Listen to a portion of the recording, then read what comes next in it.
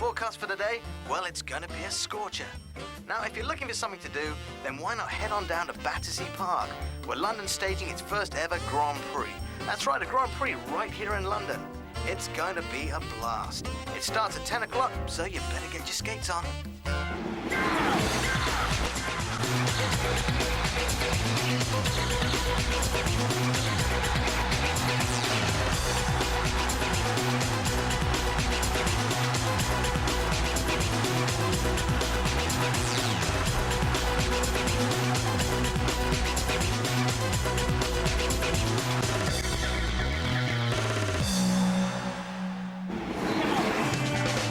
That's right, London's first ever Grand Prix. But forget about petrol injection, these guys are muscle powered.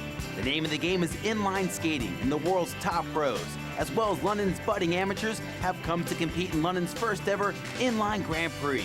It promises to be a feast of great skate action. We've got the fun skates for the under-13s. That's then followed by a half marathon for amateurs, so anyone can have a go if they think they're up to it. And then that's followed by the pros, where we've got some of the fastest skaters in the world coming. And they'll do a marathon in just about an hour, which is averaging about 30 miles an hour speed. And in between that, we've got some sprint racing. They can get up to about 45 miles an hour, so hopefully that'll be quite exciting. And then behind me here, you see the Red Bull vert ramp, big air, see who can physically get the highest off that thing. And then there'll be some aggressive competitions as well, where people can show their tricks and their stunts. Touch wood, the weather's going to bless us today, so it should be a great day for everyone. Folks, it's time to lace up. We're coming here for our skate. We're working out, getting pumped up, ready to go. You can win a lot of things. It's very exciting. You have to watch it to see. Oh, yeah.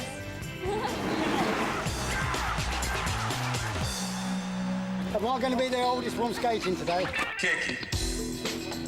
The Grand Prix kicks off with the under-14 junior and novice class.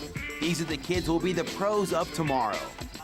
Well, some, maybe. Either way, kids just love the sport. And even the most athletic of parents are finding themselves being dragged down to the park to take their kids skating. My kids are out there doing it. I've got 3 kids. They all really like it. I mean, they don't do it competitively or anything because they're too little, but they actually like the sport. And so I think that if my kids like it, then there must be millions out there that do. You're after the sandwich? Although some beginners still feel more secure with stabilizers on, the beauty of this sport is that just about anybody can do it. It doesn't matter what age, what standard, just as long as you're having a great time.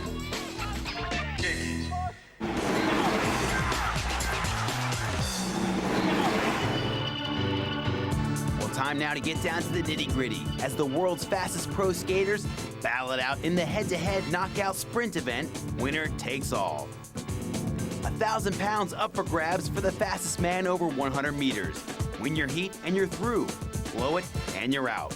I'm joined in the commentary box by John Fry, inline guru and man in the know. So John, who are the names to look out for? Well, Christian, with such a tight field, it's hard to say. 16 men, 16 possible winners. Even a tip French star, Pascal Briand, is hedging his bets. There's one Italian guy that's very strong. One New Zealand guy is very strong too, so it will be closer. That New Zealand guy is Caelan Dobbin, and he's finding it hard to conceal those secret weapon legs of his. Just check out those muscles.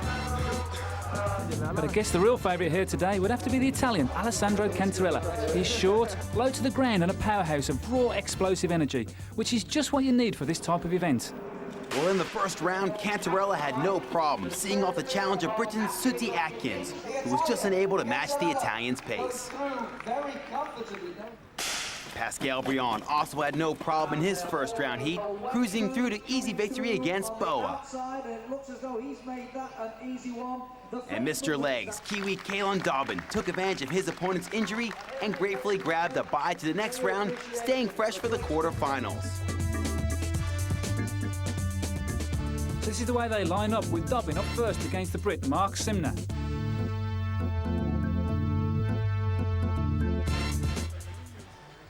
So Simner's drawn there on the outside lane, Dobbin on the inside lane. They're settling themselves down for the start. They get under starters' orders. Simner looking across at the moment. Just waiting for the whistle, and away they go this time. Both skaters, strong starters. Simner and Dobbin neck and neck at the moment, but Dobbin looks now just to be edging away from Mark Simner. The Kiwi looks across. He looks across and sees that he's got this one in the bag. Next up, Frank Cardan, the Solomon team rider, up against Aussie Brad Hollingbury. And again, they take their marks. This time on the inside, Hollingbury, he's got the favoured lane. They get away, and it's Hollingbury making all the early pace at the moment. Again, he's got that sprinting technique, that short, powerful stride. He looks across. He's got that in the bag also. He goes through to the next round. And it's all smiles for Italy's Fabio Marangoni. And that's because he's facing his fast French teammate, Pascal Briand. They line up for the start, and Briand and Marangoni get away. Both of them expert sprinters. They come down this straight, edging the better. Oh, Marangoni's clipped a cone. It leaves it wide open for Briand to cruise through to the next round. And Marangoni there clipping that cone, obviously put him off his stride. Alessandro Cantarella, Italian, up against Michael Lanavel from France in this 100-metre knockout sprint. Bit of a stumble there, Lanavel on the line. As they settle themselves that away this time, Cantarella an explosive start there off the line. As he gets down into his stride really quickly, and he's rocketing up that straight. He's easing to the line there, he's beat that Frenchman easily.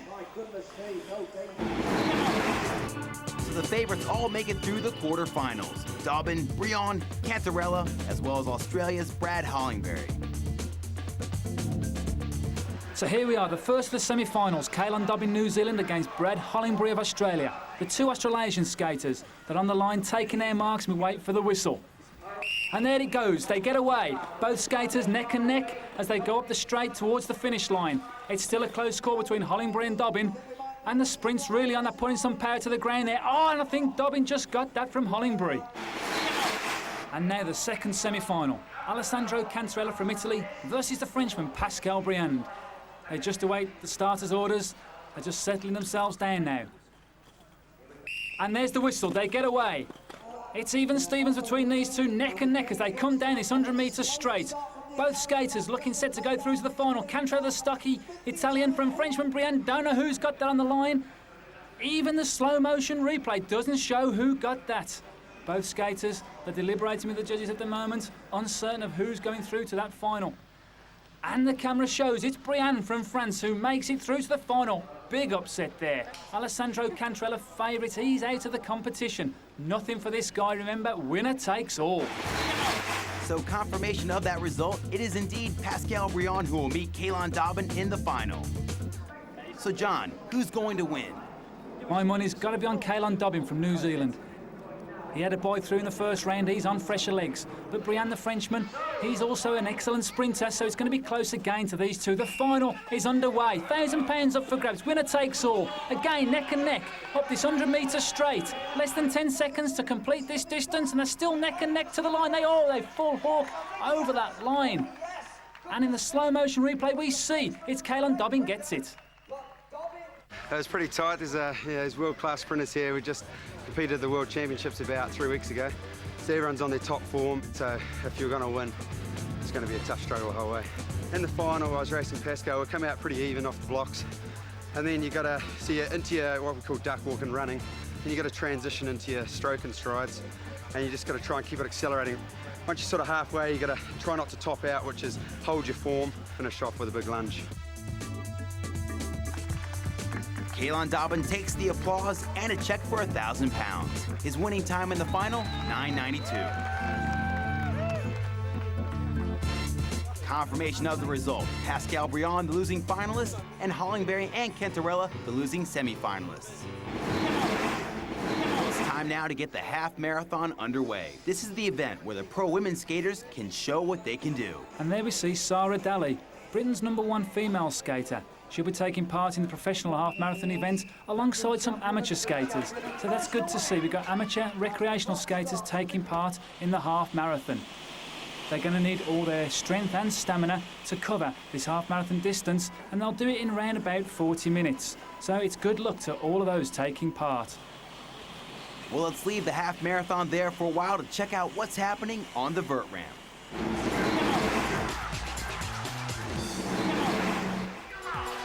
Aggressive skating is the flip side of the sport. It's the perfect antidote to the discipline of the athletic training of marathon skaters. These guys are the rebels of the sport. They dress like skateboarders or snowboarders, and just like these other two great sports, it's all about pulling tricks and catching big air.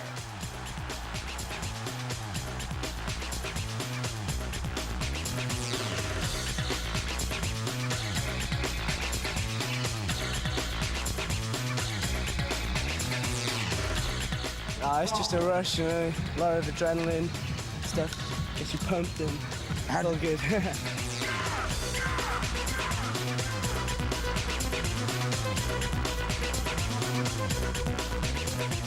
It's like one of the biggest, one of the fastest growing sports in the country at the moment, so it's really good.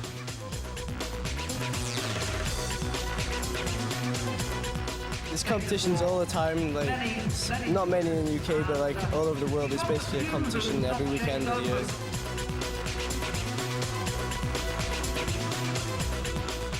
It's not really the hardest trick, it's just variations of other tricks and how original you can be and stuff, and just a good line you put together with the stuff you have, and it's just stuff like that.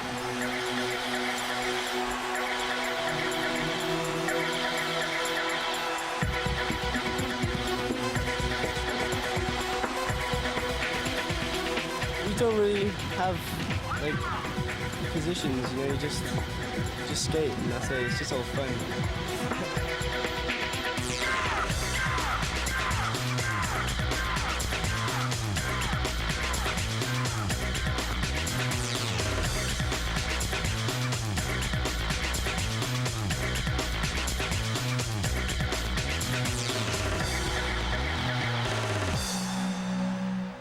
If you think you can do it, you can do it.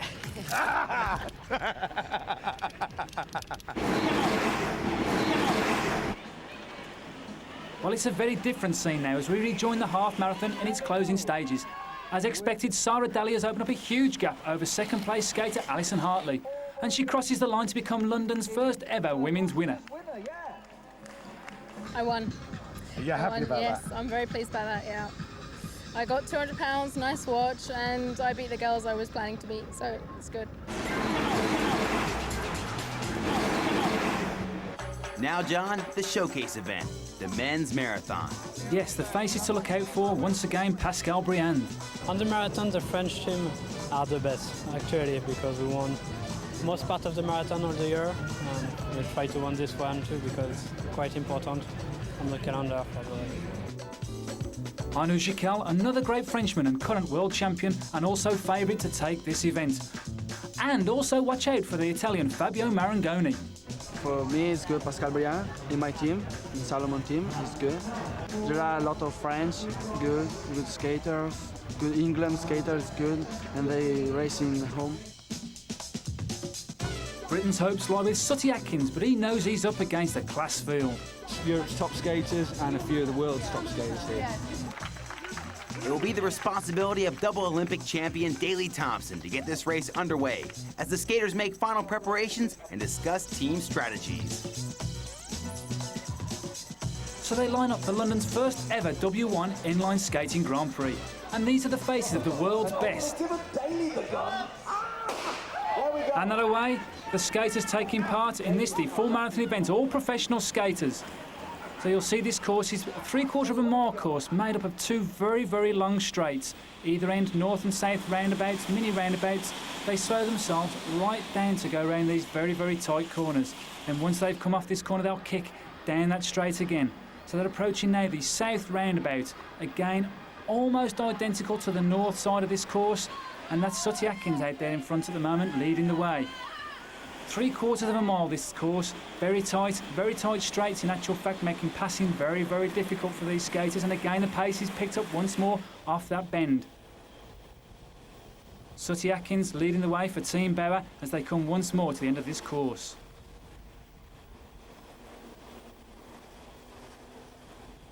So John, how does a marathon race work? I mean, explain the strategy.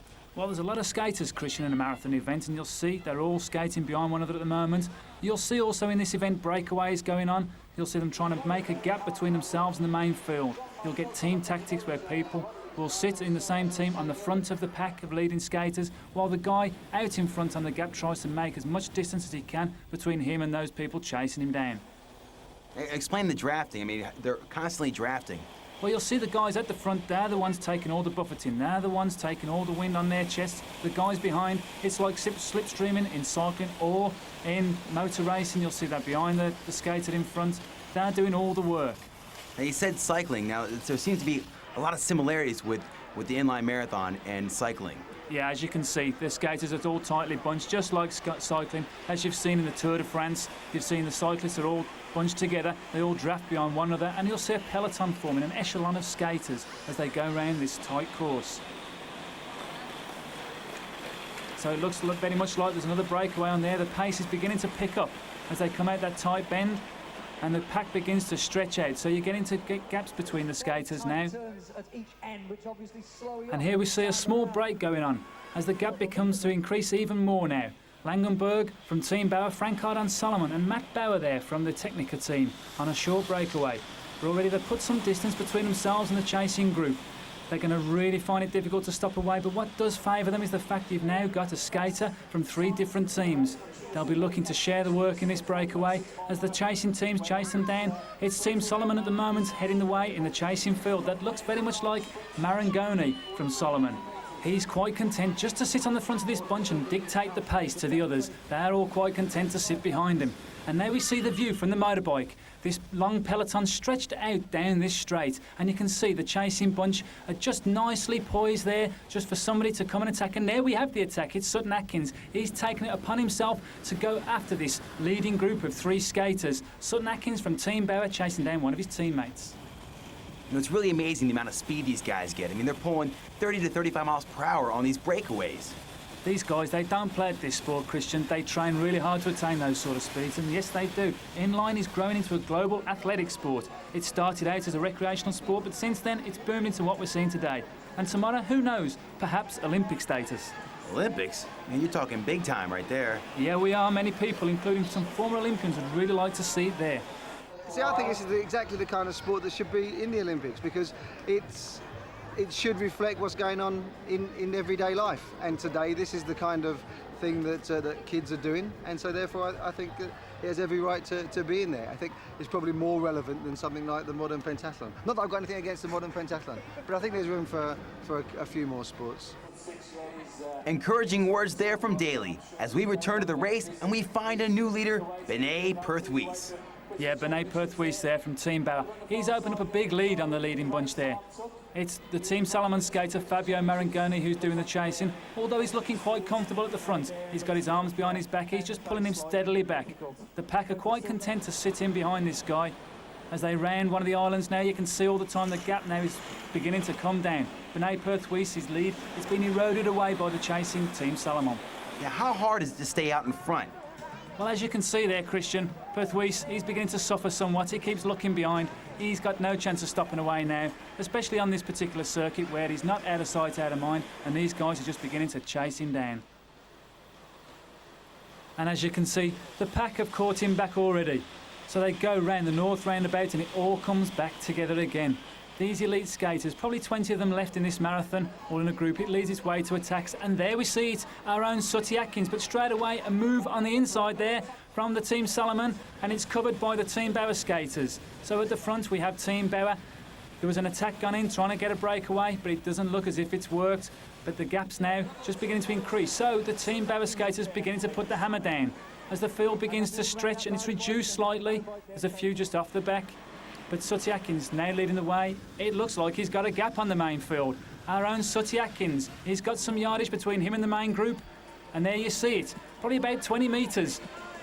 And the Solomon skater there, hands behind his back, looking comfortable, just letting Sutty cook out there in the front end. As they bring him back, he keeps looking behind himself, seeing where they are, and there they are.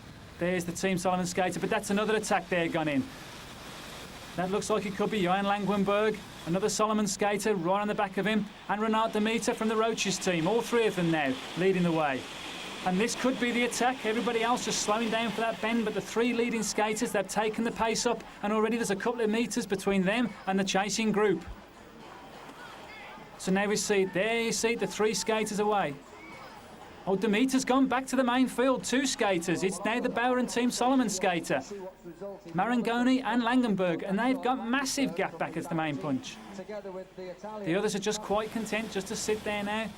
Team Bauer, they're controlling the race, trying to get their guy away. Favourite to take this from Marangoni and Langwenberg. It's going to be difficult to call. Solomon are looking for a way through. They need to chase these guys down. Demeter is still back there in the pack after that early breakaway. Solomon have taken up the chase now. 3 away again. Demeter, he's caught the leading 2 skaters. 4 laps to go. Can these 3 skaters, can they hang on to this lead? And the answer is no, they can't. They're all back to the main bunch, and this could be it to the finish. I don't think there's going to be any more attacks. We'll have to wait and see, but it's getting very close right now. So they're all looking at one another yet again, vying for positions as we await the final sprint. With 4 laps to go, there doesn't seem to be like a whole lot of movement going on in the pack. I mean, what are these guys thinking right now? Well, what you're seeing now, Christian, you're seeing the elite skaters that are just left on this track. 4 laps is not a long way. If anybody's going to go on a break, this is the last roll of the dice. And there we see it. Sooty Atkins, Team Bauer, Great Britain skater, the only one left in the pack at the moment. He's gone on a breakaway. He's got some distance between him and the main chasing bunch. They'll be chasing furiously now. 4 laps, like I said before, it's not far. He's looking behind. He's looking all the time for these chasing people. He's still managing to hold that gap, though. Oh, his hands are on his knees. He's beginning to tire. And as he rounds the north bend now, he's just caught a tail end of there. He's looking back all the time. He realises, again, he's not going to get away. There is nobody in this who is going to make a breakaway now. It's now down to the sprinters. It's highly unlikely that we're going to see another breakaway. This is really coming down to the end of the race. Probably about 3 or 4 minutes left for these skaters, and now they're beginning to group. They're beginning to get together. You'll see the teams trying to get their sprinters to the front of this pack. There's a few teams still left in there. Salomon, Roaches, Technica there. Bauer are still in there. So there's quite a few skaters who it could come down to. Anywhere out of these 15 or so skaters left out of this main field. There's a sprint on there, and there's beginning to chase down as we see all of these elite skaters moving out. They're beginning to jockey for positions. They're coming up onto a few tail-enders now. And there's the bell. Leading the way, Bauer. We're now on the final lap. Is it now an individual race, or do team tactics still come into play? You're going to see team tactics now. The teams, those big teams, Bauer, Salomon, they're going to try and get their sprinters to the front. They've only got a short distance to go, and now it's a sprinters race. Half a lap to go. All the skaters still grouped now. 15 or so skaters using every inch of this road. That's a Bauer skater at the front. Argy-bargy there. Salomon and Bauer clashing. That's Frank Cardan. He's at the front. He's looking for his teammates. He's slowing the pace right down for this south roundabout, the final bend. He's trying to slow himself right down, recognising the danger of Arnaud Jiquel, former champion, behind him also. So they come round this roundabout and they're going to kick off, and there you see the sprint. Cardan, Jiquel off the roundabout now. Down the final straight. Here they come, sprinting. I can see Langenberg in there. Jiquel. Cardan. Briand pops out. Briand on the inside. Jiquel comes through on the outside. Oh, and he's grabbed him, and it may have been an infringement there. Man, what a finish. We can see from the finish line camera that it was indeed Jiquel who crossed the line first. But the Salomon team are launching a protest with the judges for the infringement on Briand on the line. Well, can you believe it? After 26 miles, we come down to controversy on the finish line. Both the Salomon and the Bauer teams in heated discussion as to who's really going to take the winner prize of £1,000 in this marathon. Fabio Marangoni suggests they box it out. Well, let's hope it doesn't come to that, and that the judges can sort this one out. Well, here they are, and I wouldn't like to be in their shoes right now, trying to fathom out exactly what happened.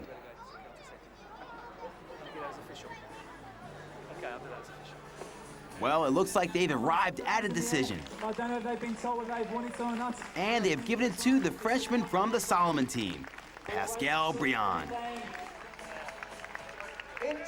Very, very happy. It's the first time I won in London. Big town, big race, so I'm very happy for me, for the sponsor, Salomon, and for the team. Well, let's take a look at the slow-mo replay to see exactly what did happen. And here we see it's Briand hugging the curb. He's got the better line. Jiquel recognising that he's going to struggle to beat his fellow Frenchman, tugs him round the waist, and the infringement right in front of the referees.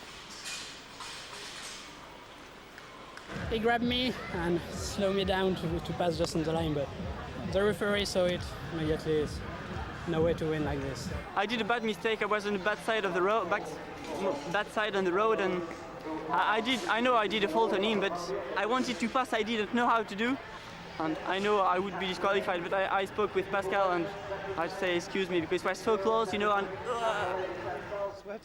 But the Frenchman doesn't seem to be too put out as he enjoys the attentions of the world press as London's first ever inline skating marathon winner. The winning time, 1 hour, 6 minutes, and 45 seconds. So it is indeed Pascal Briand who accepts the applause and steps up to accept his prize from Mrs. Raymond Weil herself.